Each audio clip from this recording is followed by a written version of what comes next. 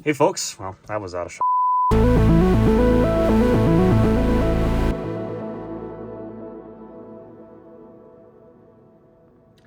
It is now the last video in the Arc for a Month challenge. I don't know why my flash is on, but whatever, it doesn't matter. So this video is probably going to be boring visually, but it's going to have a lot of rambling and a lot of hopefully useful information. It's just not suitable for me to film right now in my room and the way that it is, the way that the circumstances are. So I'm just going to do a rambling face cam video today, but all the information that I'm going to say in this video is going to be the same otherwise as compared to if I wasn't doing face cam only video. So hopefully that will be good enough to wrap up this series because, well, it's still going to be useful information, I hope, to at least you all watching. So let me get into it and let's wrap this up. Now, if you'd like a refresher as to my experiences with the A770 LE in my main system, or if you haven't seen the first two parts of the video series that I've done, well, really a mini series, if you will, then they're on the channel. I'd highly recommend that you go and watch them. They're like the most recent videos on my channel, so it's not gonna be really hard to find them. At least as of the making of this video, it won't be very hard to find them. Because I'm not gonna really retouch up on a lot of things that I talked about. I'm gonna mainly touch on a couple of different things, but mainly just gonna be a bunch of rambling things that are pertinent to this card and my experiences with it. So it'd be best if you do that if you just want to have a bit of an up-to-date kind of a look at my information and my experiences with the card. Now, of course, some of the bits I'm not going to talk about is, well, the game benchmarks, because a lot of the games are probably going to have updated since then, since the video series was in its full swing for me. But I will touch up on a couple of them, mainly the Long Dark, which of course is going to be way faster in the case of my RX 6800 XT in comparison to the A770 LE. Although I won't say that the Arc was bad. It actually performed surprisingly decent for what it was, but it ain't gonna hold a candle to what the 6800 XT in my case can do on my system. It just trounces the A770. Although I will say that High on Life is, well, still pretty playable in my opinion on the A770. Since it's more of a single player oriented game, you know, the lower frame rate really doesn't bother me all that much. I do think that Intel could probably pull out more stops and they could probably fix the performance if there is any performance left on the table as far as the A770 is concerned. I've not tried it on other cards that they have, like the A380 I have and the A750. I've not tried it on any of those yet, but I would assume that, well, it's going to be roughly the same as what I got with the A770 LE, and for that matter, the 6800 XT is faster anyway, so I mean, it's kind of a moot point, but you weren't here for me to tell you about that. That's exactly why I only wanted to point out two specific games, so we're going to move on from that. And I will say that my overall experience with the A770 did get better as I was using the card. My biggest gripe, of course, still hasn't yet been fixed. I'm pretty sure that Intel's aware of it. They had a changelog mention of it where when you booted the computer, you had the annoying Arc control prompt that popped up every single time you logged onto the computer. You had to press yes in order to get past it or no to get past it. It's like, why do you need a UAC prompt on there? But I did read that that was a known problem and they were working on that, so that's a good thing. Otherwise, some other quality of life bits, I would say, just to recap, video editing was pretty good. Not the best, but it was pretty good. And it definitely supports all the codecs that you would ever need. And it seems like it keeps getting better. As of this video anyway, I've seen that OBS version 29 has gone out of beta and is now in production release. And so that means that for anybody who has an Arc card, you can now download the full version of OBS 29 and take advantage of screen recording in AV1, which is excellent. And in my testing, it works excellent on the A770 at the very least, as well as all the other Arc cards in the lineup. I've just mainly used this one for the experimentation because it was in my main computer. I will say that is definitely something worth considering if you are somebody who screen records frequently and eventually would be editing with frequently because, well, AV1 hopefully gets baked into some popular video editors in the near future, like, of course, Adobe Premiere, DaVinci Resolve, and some of the other higher-end video editors out there, which, of course, I'm not too experienced with because, well, I'm just your average Joe here, kind of, sort of, who knows a thing or two. So, not like exactly makes a big deal for me because I use a Mac Studio as my main video editing computer, but, you know, hey, there you go. And of course, I do hope that Intel continues to refine their drivers even after I'm done with this challenge and even after a lot of people are done with their challenges. Because I've seen in the comments section of my videos that people have been picking these things up recently at either at or below MSRP pricing, depends on where they live. And of course, the pricing varies from country to country and what variant of the card that people buy, whether it be the Acer Predator Bifrost version of the A770 or the ASRock Challenger version of the A750 or whatever you might be able to find on Newegg or whatever computer equipment retailers are in your country. But I do hope that they continue to make some refinements. I'm still holding out to see if and when they decide to finally push fan control, because that would be something that I would love to see. And alas, unfortunately, as of recent news, I don't think I'm going to hold up much faith for MSI Afterburner support because, well, yeah, that's pretty bad. So honestly, I'm just hoping that Intel can get their crap together and they improve Arc control in the sense that it can actually be a replacement to MSI Afterburner. They pretty much have what it takes to get there. They have the nice overlay, which unfortunately sits on top of your screen amongst everything else, which is kind of weird, but maybe they can start doing some kind of game integration if they really wanted to make it to where it's all that information that's accessible to you in game when you don't have to like put a massive overlay on your desktop that hovers over everything else. I mean, not that it's a bad thing. I think it's good that they have it. It's just maybe they could do a little bit more like the MSI Afterburner approach or a Fraps approach where it kind of silently integrates into a game and appears in the corner or something. I don't know. Maybe just a thought out loud. I would like it if they would allow for things like maybe FPS tracking if people are into that, because that would actually be really cool to have. But, you know, I'm just nitpicking at that point. I was going to say, because if MSI Afterburner is end of life, which it very well might be if the way that things are going continue to go that way, it would be nice to see a first-party approach from Intel, and I think it would be very much appreciated in the community. Another point that I wanted to talk about, just because it was on my mind, why doesn't Intel just unify the software? They have the Arc control that is exclusive to the Arc graphics cards, and of course they have the Intel Graphics Command Center, which is something that they use for display properties and video and color calibration and such. I think they have the driver and update assistant, whatever they call it, which is a whole separate utility that they install usually alongside the Arc graphics driver.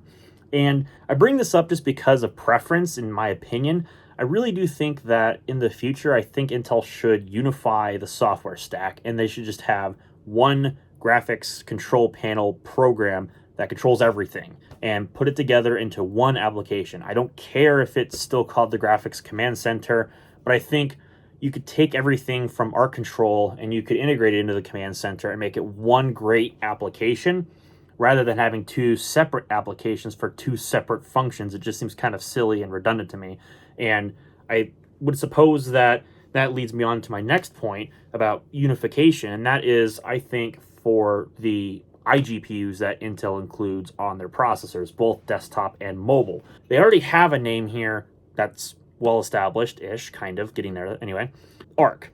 On their laptops, they use the Iris Xe branding, and then for everything else that's like either lower end or desktop class, even though it is derived from the same Iris Xe kind of graphics engine, they still call it UHD graphics. Now, my 2 cents on this, drop the UHD graphics name because it's been well tarnished for being complete jokes of integrated graphics. And I think the Iris Xe, even though it is a pretty decent iGPU solution, I honestly think that the better way to go would be to drop the Iris name altogether and unify the graphics lineup with something that's more familiar. For example, AMD has Radeon. They don't call their integrated graphics something else because why would they? They have the Radeon name. They're leaning on that for their graphics. So why wouldn't Intel do the same thing too?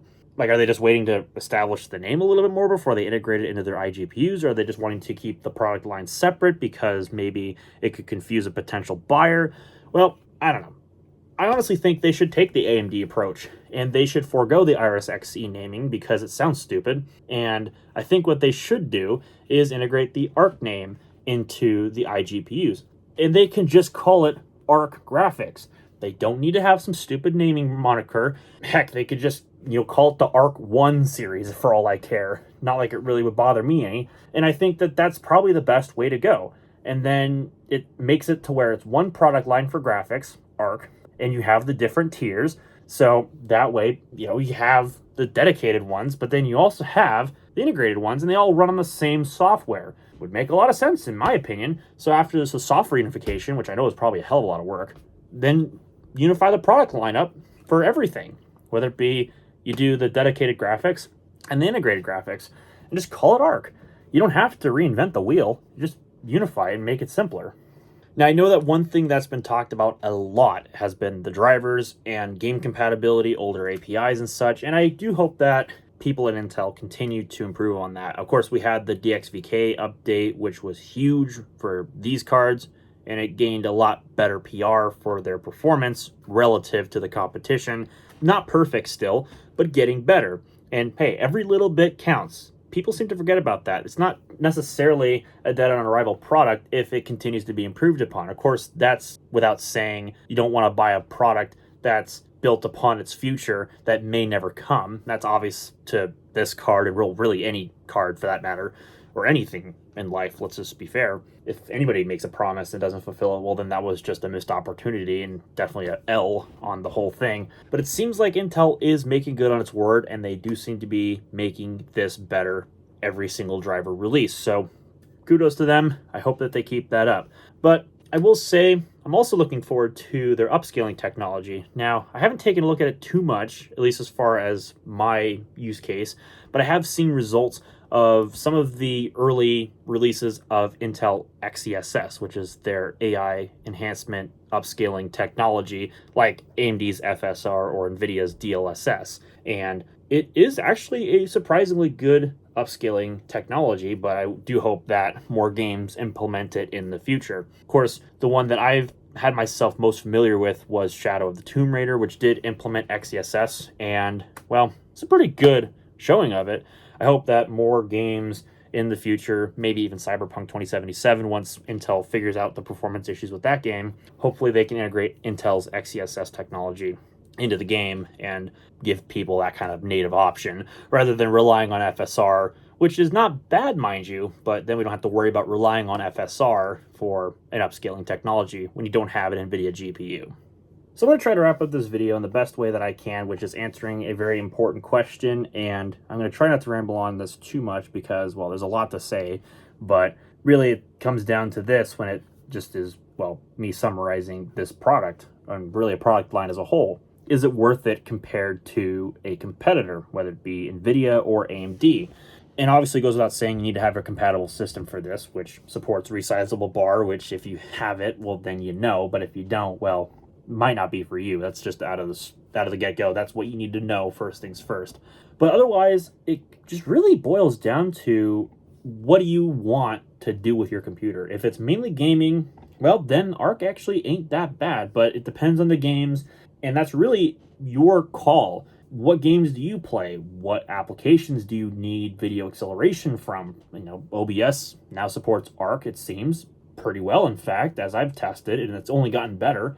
And as it stands going forward, it seems like older APIs are a consideration from Intel's point of view, and they've already fixed a good amount of DirectX 9 performance problems, as I've seen with CSGO, for example, and others have seen with CSGO, for example. That's just one game, of course. It's not perfect, but it's generally speaking a lot more stable and a lot better as compared to the older DX9 implementation on Arc. So they already did make a huge step in the right direction, at least as far as that's concerned. But, you know, other aspects, well, that's really a judgment call for you to make. For me, I would say if you're willing to put up with a first-generation product, that is both hardware and software, and you're well aware of the fact that you're buying what is currently available right now, under the assumption that there may or may not be a future for these cards as a whole, because with the first generation product comes a big promise of making it better as far as the second and third generations and succeeding products is concerned. So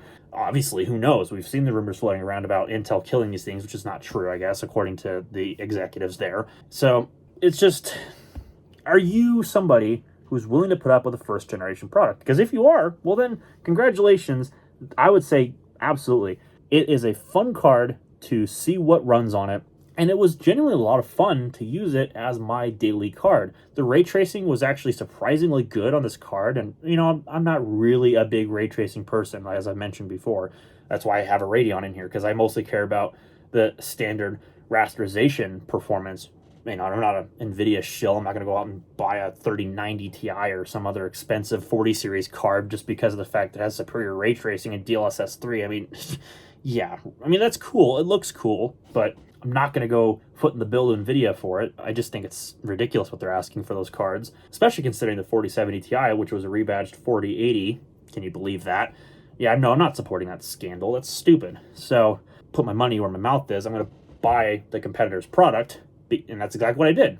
But if you're willing to try something different, to try something new, and you've looked up to see if perhaps maybe your niche game or whatever else runs on this card or in your system, what can go wrong other than everything?